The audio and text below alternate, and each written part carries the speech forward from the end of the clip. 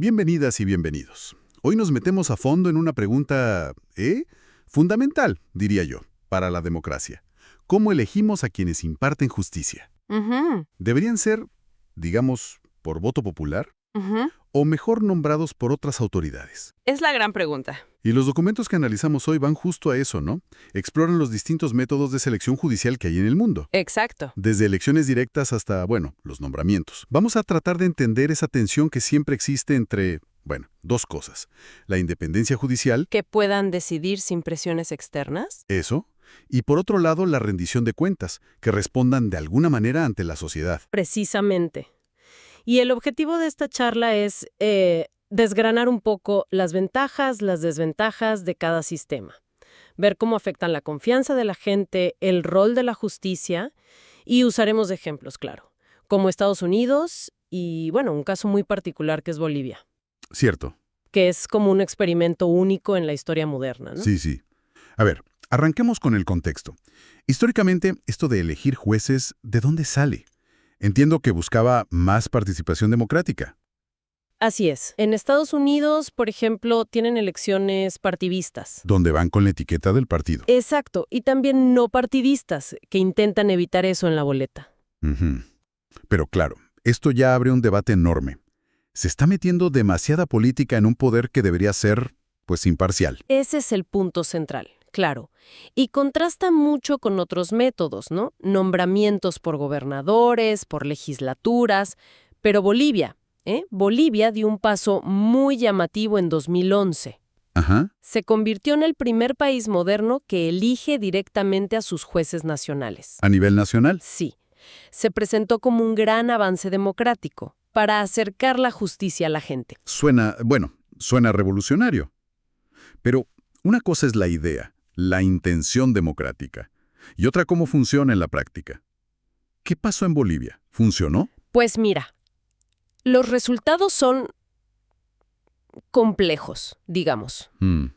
Por un lado, sí, la meta era democratizar, pero una encuesta mostró algo interesante. La mayoría de los propios jueces bolivianos, Los jueces mismos. sí, un 63%, dijo que preferiría un sistema de nombramiento Vaya, para, según ellos, proteger mejor su independencia. entiendo. Y además hay estudios que sugieren que después de su primer periodo, los jueces que fueron elegidos en Bolivia tienden a tener evaluaciones de imparcialidad más bajas ¿Más bajas que quiénes?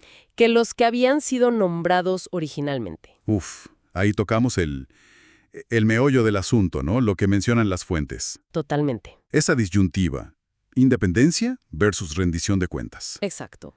Parece que los nombramientos podrían, quizás, proteger más la independencia, aislar un poco de la política directa. Podrían. Pero por otro lado, las elecciones harían a los jueces, en teoría, más responsables ante el público. Claro, la gente los votó. Pero, ¿a qué costo? Quizás, como vimos, a costa de su imparcialidad, o al menos de cómo se percibe esa imparcialidad. Entiendo. Y aquí entra otro factor que complica todo, sobre todo en las elecciones: el financiamiento de las campañas, El dinero. llamado dark money, Ujú. que viene de grupos con intereses particulares.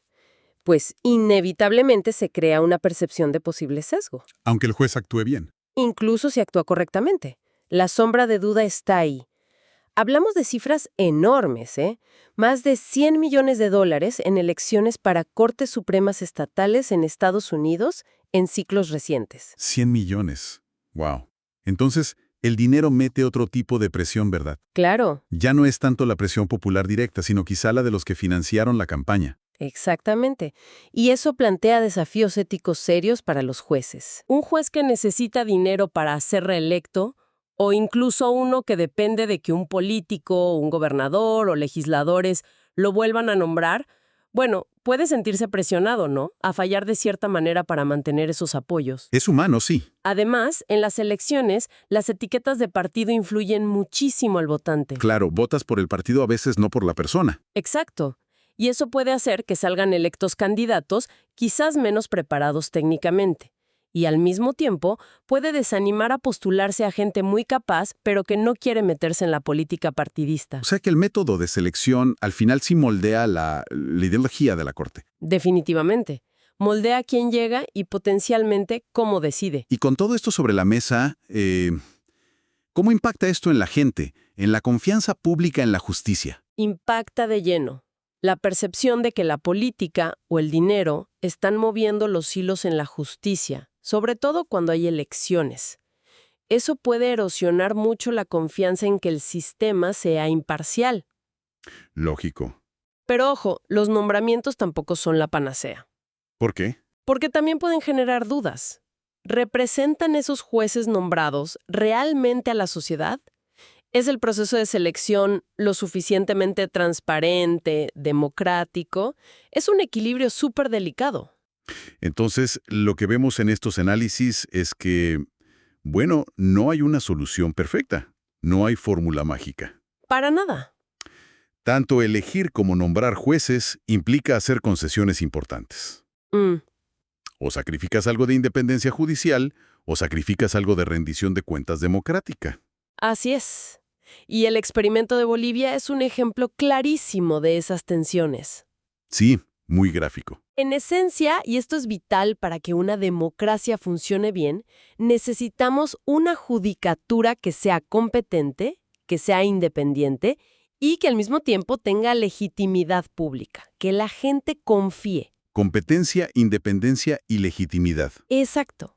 Y cómo seleccionamos a los jueces es una pieza clave, quizá más de lo que pensamos, en ese desafío. Y para dejar una idea final picando, si la meta es esa justicia imparcial, confiable, pero que también de alguna forma represente a la sociedad, ¿podríamos imaginar características nuevas? ¿O combinaciones de sistemas? ¿Algo que vaya más allá de la simple elección o el nombramiento tradicional? Una tercera vía, quizá. Exacto. Para intentar lograr ese equilibrio tan complejo. Es una pregunta que queda abierta, ¿no? Después de revisar todo esto. Totalmente abierta. Da para pensar mucho.